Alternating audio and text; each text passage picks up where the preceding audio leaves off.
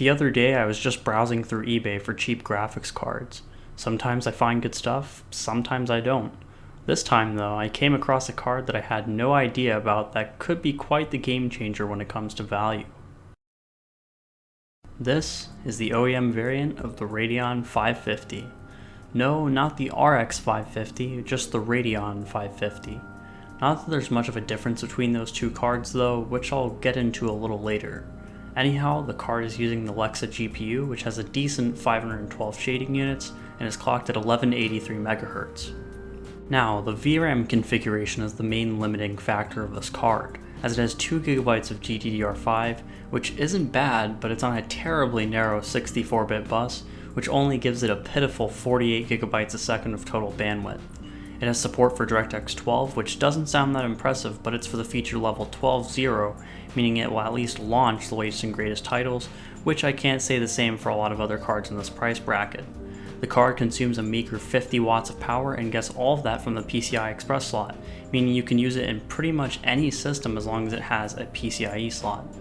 Essentially, what you're looking at here is an RX 550 with a crippled memory bus. Aside from that, it's the same card having the exact same core and VRAM amount. One major difference though is the price. I picked up this card for just $40 US, which from what I can find is way cheaper than an RX 550, which commonly goes for $70 or more.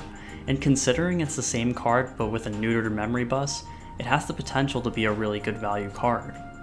So what exactly was the Radeon RX 550 family?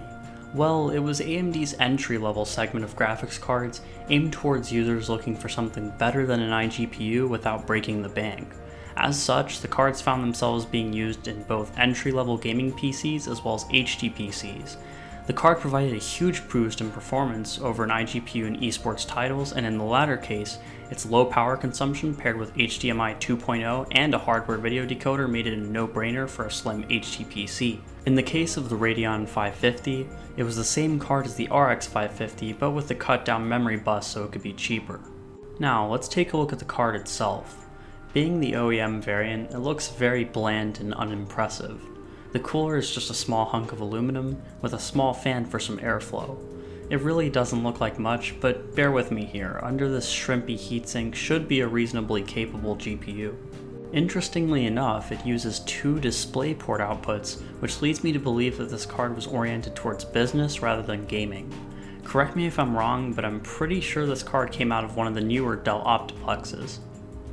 Given the card is fairly recent, I don't have to change the thermal paste, but since it's probably been sitting in an OEM system for 5 years with no work done to it, doing so may be a good idea.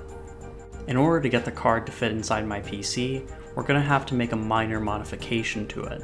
It's currently using a half-height, low-profile PCIe bracket, which will prevent it from fitting in a full-size system. So after unscrewing 4 screws, the card was ready to put in my PC. Installing the drivers was simple as the card was still getting the latest drivers from AMD and should continue to for a few years. After installing them, the card was ready to go. Unfortunately, this card can't be overclocked, likely because it has a lockdown BIOS. Alright then, let's see how this cheap card performs in some games. First up, we have CSGO, running at 900p with the low settings and shadows set to high. The card managed an average frame rate of 150 FPS with 1% lows of 90. The experience was definitely competitive, and if you wanted even higher frame rates, you could step down to 720p. Overall, CSGO was a great experience on this card. Next up, we have a game I've been getting into recently, which is Monster Hunter World. It's running in 720p with the low settings, with DX12 enabled and AMD Fidelity FX enabled as well. The card got an average of 60 FPS, with 1% lows down to 43. The game definitely didn't look amazing or anything, but considering how demanding this game can be, the frame rates here were quite impressive. Next is the latest version of Minecraft, running in 900p with the fancy settings, with the BSL shaders enabled and using the low preset.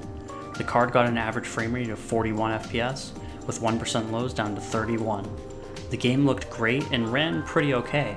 If you wanted higher frame rates, stepping down to 720p may be a good idea here, but overall this card can definitely run Minecraft with shaders, and pretty well at that. Next up, we have Phasmophobia, running in 900p with the low settings. The card managed an average of 61 FPS, with 1% lows down to 39. The game looked pretty good and ran nicely as well. I did a whole night of ghost hunting with friends at these settings, and it was a great experience.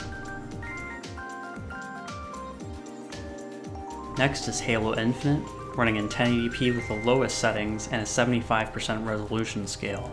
The card got an average of 36 FPS, with 1% lows down to 25. Yeah, the card did not perform too well here. The game was definitely playable, but far from ideal. Unfortunately, the card is just not powerful enough to run the game well, and overall, Halo Infinite was kind of a no-go here. As for a synthetic benchmark, we have Passmark Performance Test 10.2. I ran all of the 3D tests and the card got a score of 2045, not too shabby for a card of this price. Finally, I wanted to see how this card could do with some video recording, so I ran Minecraft with the same settings as before and recorded it from within the AMD drivers. This was the resulting footage. There was a little bit of a performance hit, but nothing too bad. In general, it was a pretty good capture considering Minecraft was already maxing out the card. If you were to record some simpler titles, this card can definitely do it.